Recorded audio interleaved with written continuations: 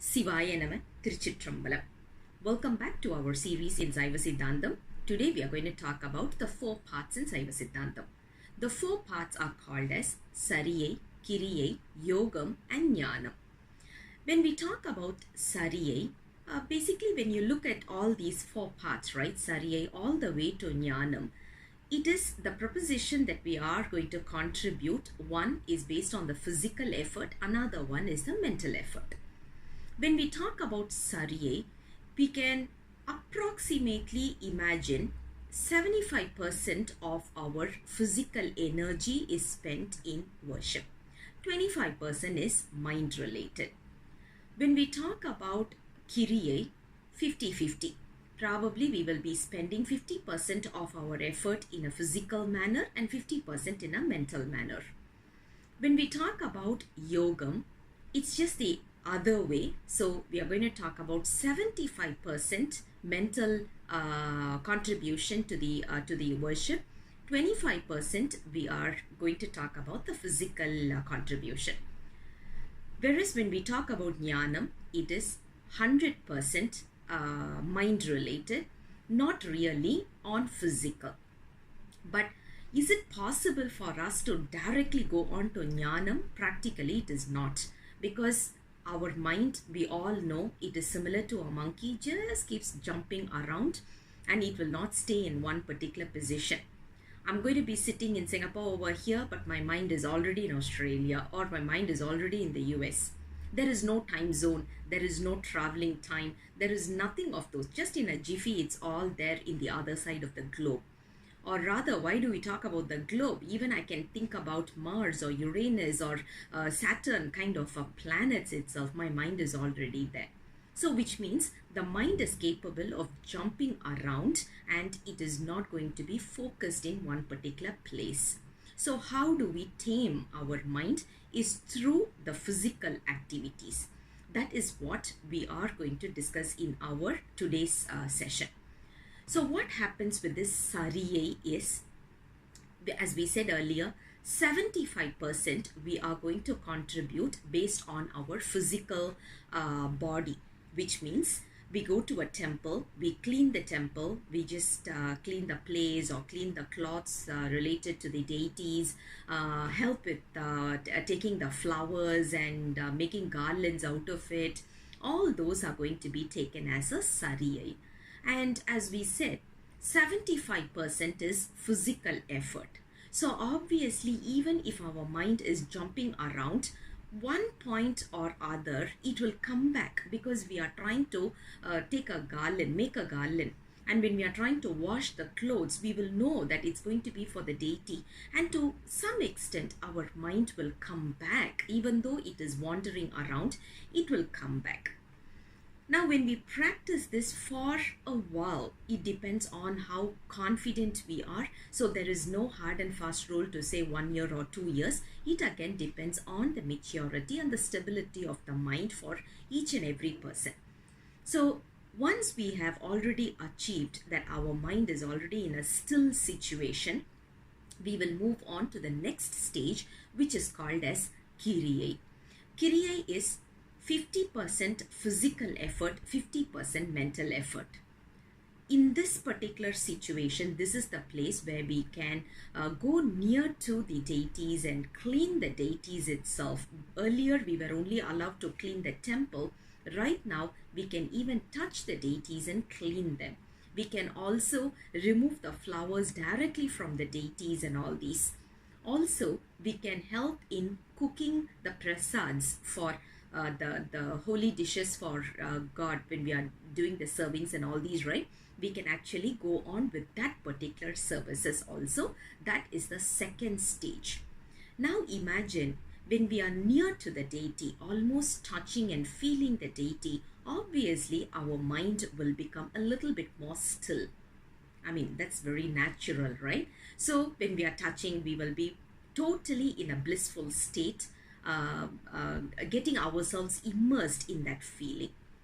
Again, this will go on for few years. It again depends on each and everyone's maturity. There is no time frame defined.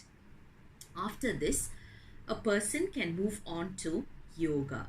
Yoga is not what we are talking about today, because today we are talking about Hatha Yoga, hot yoga and all these. Those are not the ones that we are talking about here. When we are focusing in yoga, it means our mind is going to be having a oneness with this body, which means we are not going to just stretch our body and our legs and arms and whatever. Rather, we are going to sit still. Wherever we are able to bring our own, basically we do have our own Atmanadar, which is what the deity is, what we call it. Atmanadar will come into your mind wherever you are. Imagine when we are in Kriya stage, when we go and visit a particular temple, we will only be seeing that particular deity. For example, if I'm going to Mylapore, I will see Kabalishwarar in that particular temple. Same ways, when I'm going to Tiruvannamalai, I will be seeing Annamalayar over there. If I go to Chidambaram, I'll be seeing the cosmic dancer over there. But once we achieve the yoga state, even if we go to Chidambaram or Tiruvannamalai or whichever temple, whoever is your Atmanadar, you will be able to feel him. He will come in. So if your Atmanadar is Marundishwarar, wherever you go, whichever temple you go, Marundishwarar is the one that you will be witnessing over there. This is what Nambi Arurar's Tirupadigam, as in the 7th Tirumurai, we are able to see this kind of a state. Whichever temple he goes, end of the day, he will always come back and stay in one particular point and say, I'm missing Tiru Arur Peruman. Isn't it the same deity? Yes, it is the same. But the Atmanadar is the one which is going to be with us, who is going to guide us. So that concept is what we call it as yoga. This is oneness with the oneness and stillness. When we talk about yoga, as I said earlier, it's all 75% is mostly on the mental side, where we will be focusing on one area. 25% will be the physical efforts. We do have physical efforts here also, but not to the extent of Sarye. And then we will start getting into a state which is called as Jnanam. Wherever we are, whichever situation we are, it doesn't matter. You will know that everywhere God exists.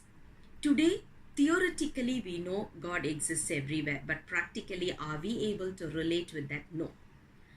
Just a simple example to prove this.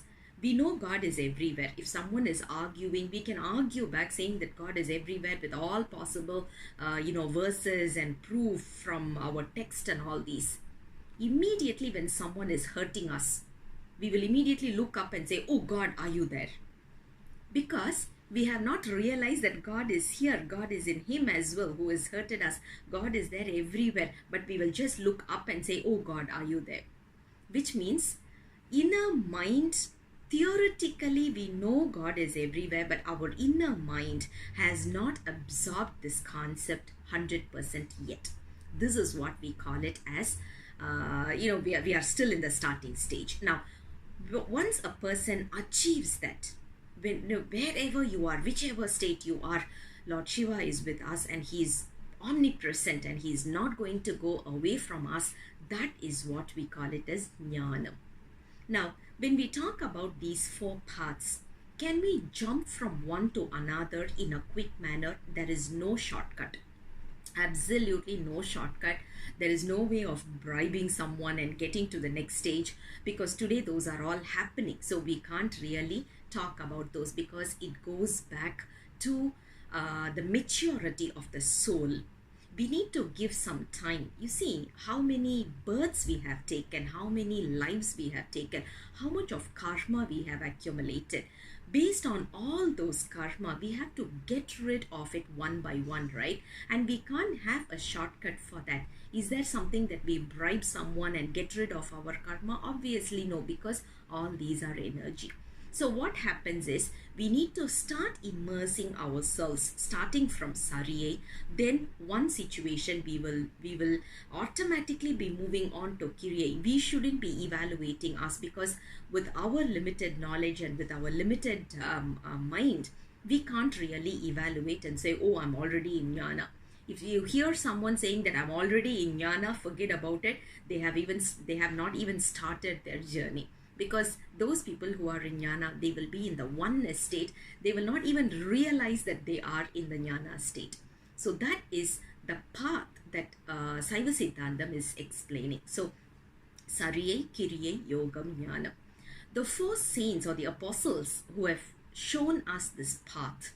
Basically, when you talk about Upper Peruman, Tirunavukkarasar, he chose the path which is called as Sariyai. That's why he was emphasizing on cleaning the temples and all those. And the second path, which is the Kiriyai path, was advocated by Tirunjana Sambandar. We call him as Kari Pillayar. That's a pet name though, not his original name, but because he belongs to the place called Sirhari, we just call him as Kari Pillayar, but his original name is Tirunjana Sambandar. And the third path which is given to us is called as Yogam. Yogam was advocated by Nambi Arurar, commonly known as Sundarar, but there is no documented proof to call him as Sundarar, because he himself has not said his name as Sundarar, and even Periya Puranam has not given this. Actually, there is no proof. There is no proof to say his name is Sundarar based on the old text. So it has been manipulated, saying that his name is Sundarar, but his actual name is Nambi Arurar, who is the one talking about the Yogam state. And the Jnana state is given to us by Manikavasagar. These are the four paths that has been advocated by our saints, and we need to also grasp these paths in order to achieve the concept of realization. I'll come back with you. I'll come back again with the next topic very soon. Until then, Sivaya Nama, Tiruchitrambalam.